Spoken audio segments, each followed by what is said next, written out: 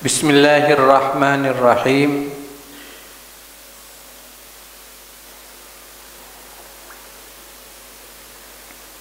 Faslun fima yajibu aqiba ma yakhruju minas sabilain.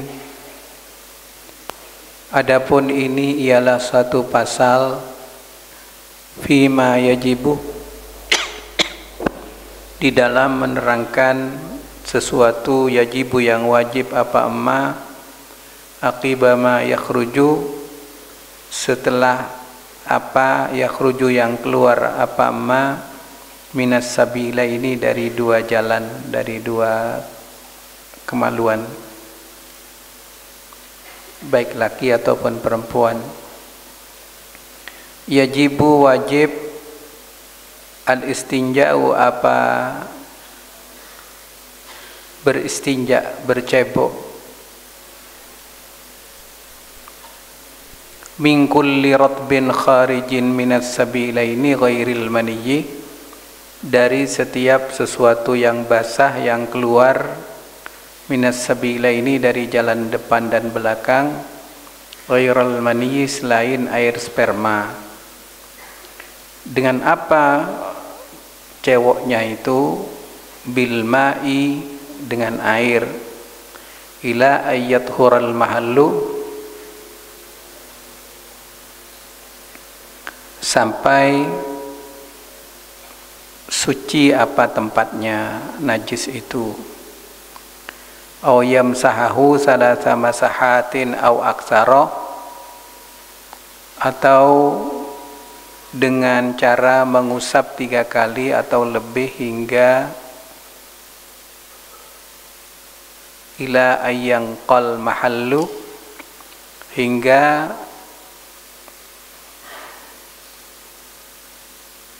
bersih apa tempat najis, hingga bersih apa tempat keluarnya najis itu.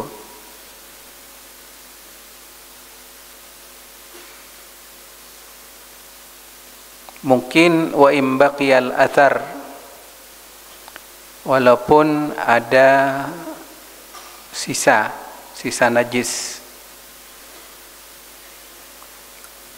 hendaklah dibersihkan biqali'in, dengan dihilangkan dengan dengan benda yang bisa menghilangkan najis. Yang biasa kalau di Timur Tengah itu pakai batu atau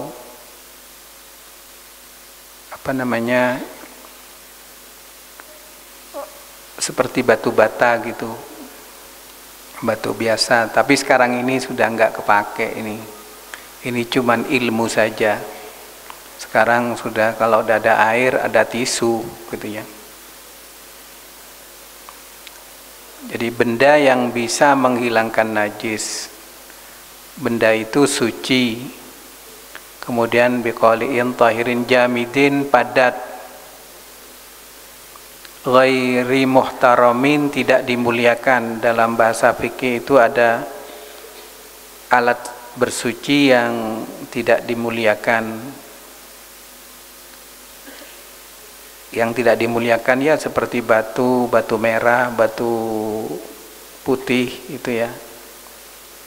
Kalau yang dimuliakan itu seperti makanan bagi kita. Jadi karena kaya wuduknya pakai sprit katanya, atau pakai kopi susu katanya, itu ya juga enggak sah gitu ya.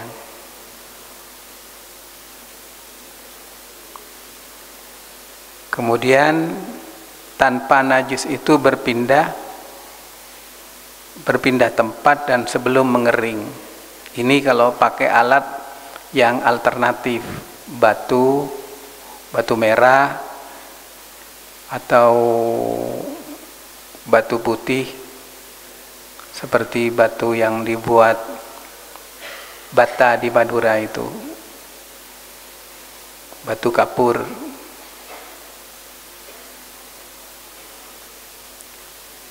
Walhasil kita Islam ini dianjurkan untuk selalu menjaga kebersihan. Faslun fima yajibul ghusla wa furudihi. Adapun ini ialah satu pasal yang menerangkan apa yang mewajibkan pada mandi besar dan fardu-fardunya. Wa min syurutis salati at-taharatu anil hadatsil akbari. Ialah sebagian dari syaratnya salat at-taharatu, adapun bersuci, anil hadatsil akbari, dari hadas besar. Wa huwa, adapun syurutut tahara wa syurutis shalah, min syurutis shalah ialah al-ghuslu, mandi besar. Walladzi yujibuhu khamsatu asya'a. Adapun perkara yujibu yang mewajibkan, apa perkara tersebut, hu kepada ghuslu, kepada mandi, yang mewajibkan kepada mandi. Walladzi yujibuhu, yang mewajibkan kepada mandi, apa? Khamsatu asya'a.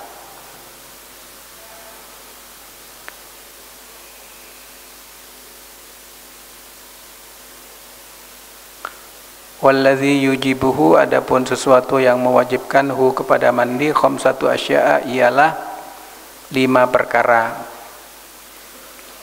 Sesuatu yang mewajibkan mandi besar itu ada 5. Apa itu? Khurujul maniyyi, keluarnya sperma. Wal jima'u, dan kumpul tidur suami istri. Wal haidhu, dan haid. Wan nifasu, dan nifas. Wal wiladatu, dan wiladah.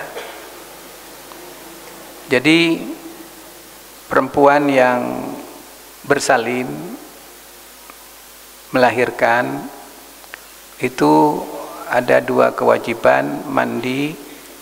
Yang pertama mandi wiladah, itu setelah melahirkan wajib mandi.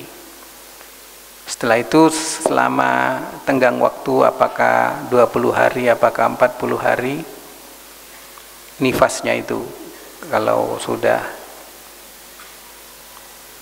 datang, ya mandi wiladah, mandi nifas. Wa furudul ghusli isnani, adapun fardunya mandi besar itu ada 2. Niyatu raf'il hadatsil akbari au nahwuha.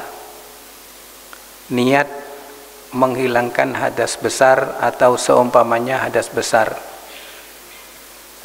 Apa hadas besar itu?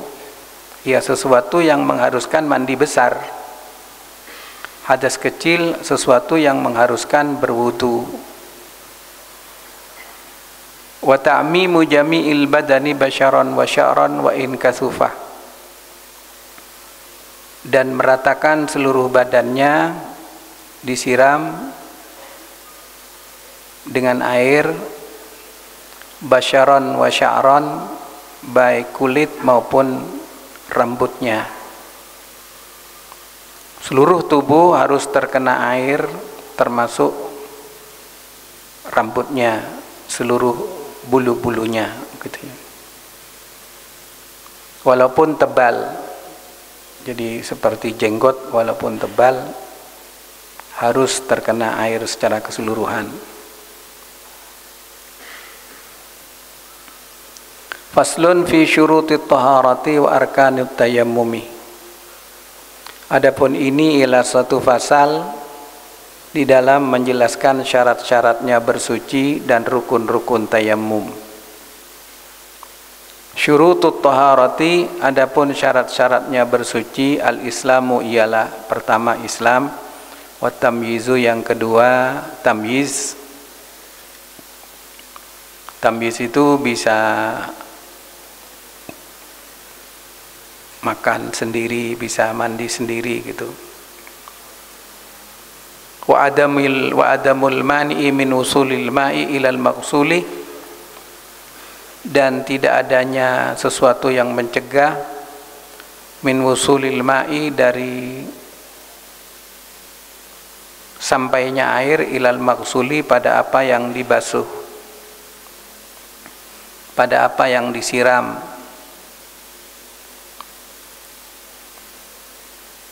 Tidak adanya sesuatu yang mencegah sampainya air pada bagian anggota badan yang disiram, yakni seluruh badan itu. Apa itu contohnya?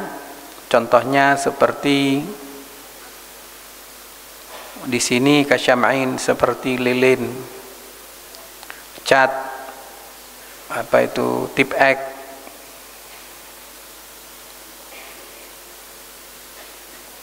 wassayalan, dan mengalir, airnya mengalir. Wa yakunal ma'u mutahhiran, dan hendaklah ada apa air mutahhiran, ialah mensucikan. Bi alla yuslaba ismuhu. Wa yakunal ma'u mutahhiran, adanya air tersebut mensucikan. Bi alla yasluba, bisa yasluba, bisa yuslaba, dengan hendak apa namanya itu, kemutlakan air itu tidak hilang sebab bercampur dengan sesuatu yang suci dan bisa terhindar dari air. Jadi ini bahasa fikih ya. Di sini dicontohkan seperti zafron. Zafron itu sejenis apa namanya, bunga yang berfungsi sebagai obat sekaligus sebagai pewarna. Biasanya orang kalau membuat nasi Arab itu, nasi biryani, nasi Bukhari, itu dikasih zafron. Zafron itu mahal. Itu warnanya merah kekuning-kuningan. Jadi kalau air aqua itu dicelupi 2 helai saja, kecil kayak rambut gitu, beberapa detik kemudian akan berwarna kuning.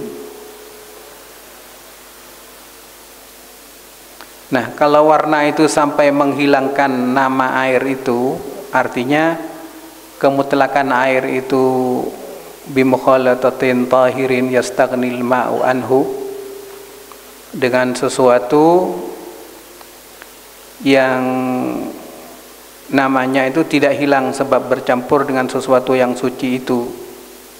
Sementara air itu tak biasa bercampur, artinya benda lain. Karena ada yang la yastaghni, yang tak bisa dihindari, berubah,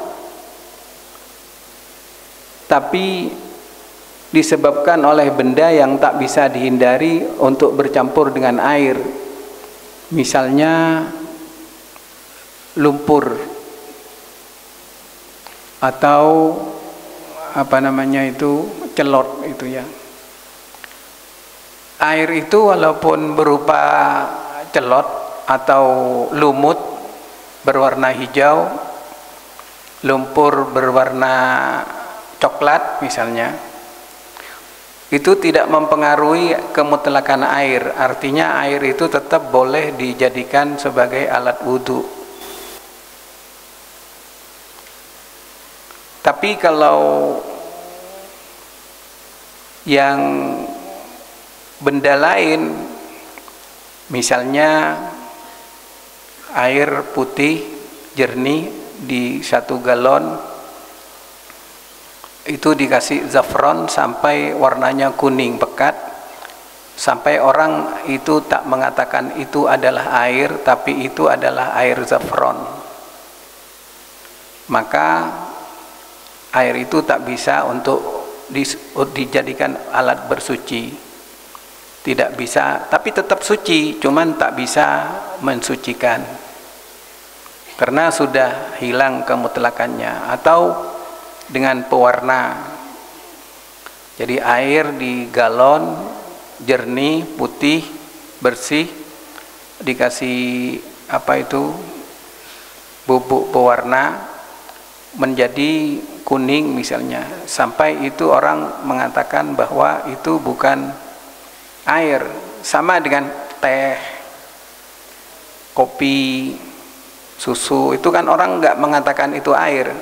Minum susu, tidak kira ada orang mengatakan minum teh campur air misalnya ya. Jadi namanya itu kalau sudah bisa berubah dari nama air yang sebenarnya, maka itu tak bisa dijadikan alat untuk mensucikan, seperti teh, kopi, susu, coklat, dawet misalnya ya. Karena kaya saya kalau wudhu pakai dawet misalnya gitu ya. Itu sudah tak bisa dawetnya suci, tapi tak bisa mensucikan.